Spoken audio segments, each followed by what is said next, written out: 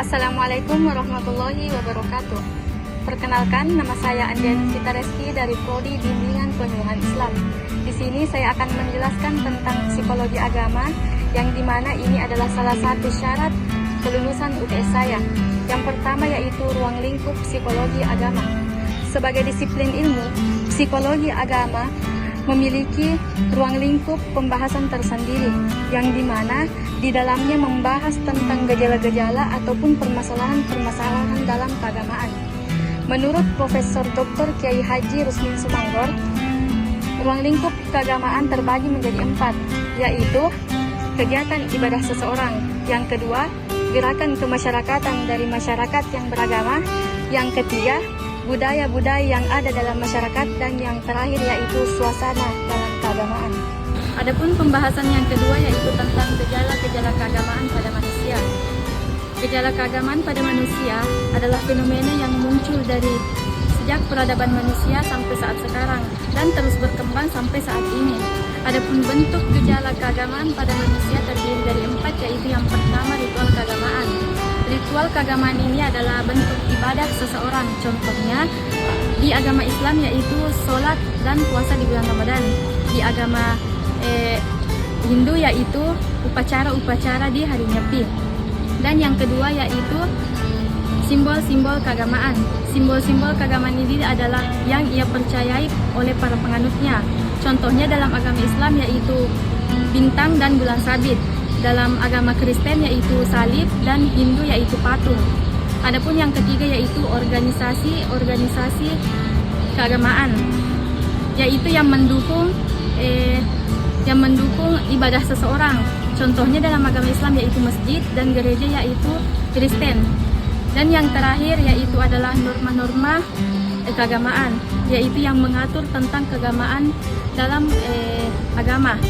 Para penganutnya contoh dalam agama Islam yaitu syariah, hukum syariah, dan di agama Kristen yaitu 10 aturan yang harus dipatuhi oleh para penganutnya.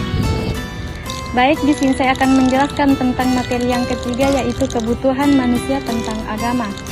Agama ini berasal dari bahasa Sanskerta dan terdiri dari 2 kata yaitu a yang berarti tidak dan gama berarti pergi. Jadi agama ini tidak pergi dan tetap menetap secara turun-temurun.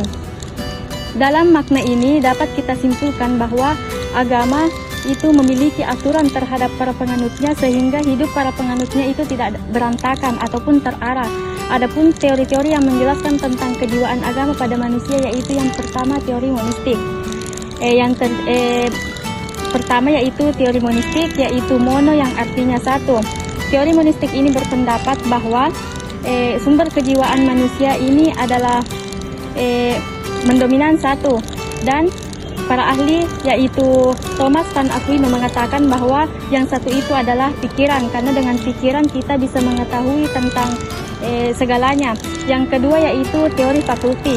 Teori fakulti ini menjelaskan bahwa sumber kejiwaan manusia tidak hanya dengan satu, tetapi meliputi sumber-sumber yang lainnya seperti cipta, rasa, dan karsa. Cipta yaitu intelektual, rasa yaitu yang tekanan yang ada dalam diri manusia, dan karsa yaitu yang mendorong manusia untuk melakukan sesuatu. Selanjutnya yaitu adalah fungsi agama bagi manusia.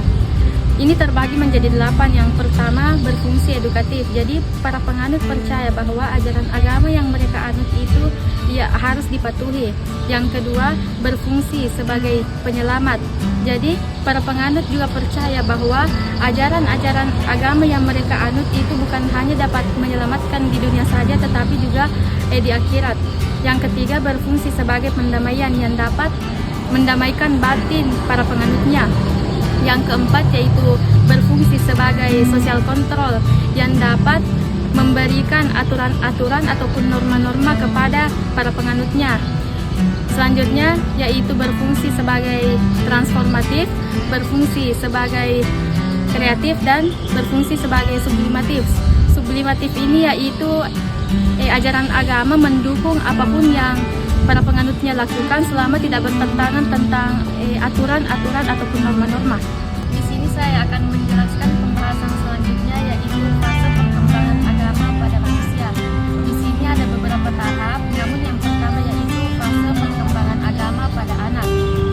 fase perkembangan pada anak ini itu mengikut pada lingkungannya, baik pendidikannya maupun pengalamannya. Dan praktik-praktik keagamaan yang seorang anak lakukan itu mengikut kepada orang tuanya. Adapun yang kedua yaitu masa remaja. Jadi masa remaja ini masih dikatakan masa labil dan memiliki emosi yang tinggi. Ada beberapa faktor yang dapat mempengaruhi masa keagamaan remaja orang, yaitu yang pertama ikut-ikutan, yang kedua sadar dengan sendirinya, dan yang ketiga yaitu percaya dan namun bimbang.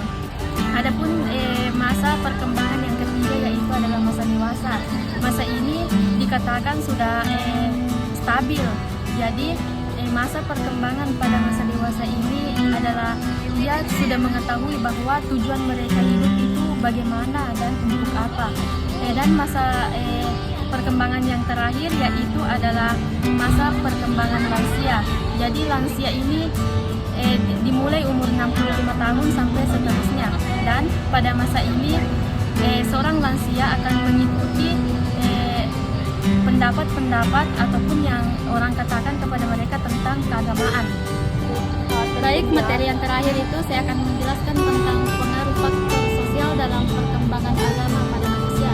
Di sini terbagi menjadi 5 poin, yaitu komunitas dan identitas, yang kedua yaitu norma dan nilai, yang ketiga yaitu interaksi antar kelompok, yang keempat yaitu pendidikan dan pengembangan informasi, dan yang terakhir yaitu perubahan sosial dan urbanisasi, migrasi dan perubahan.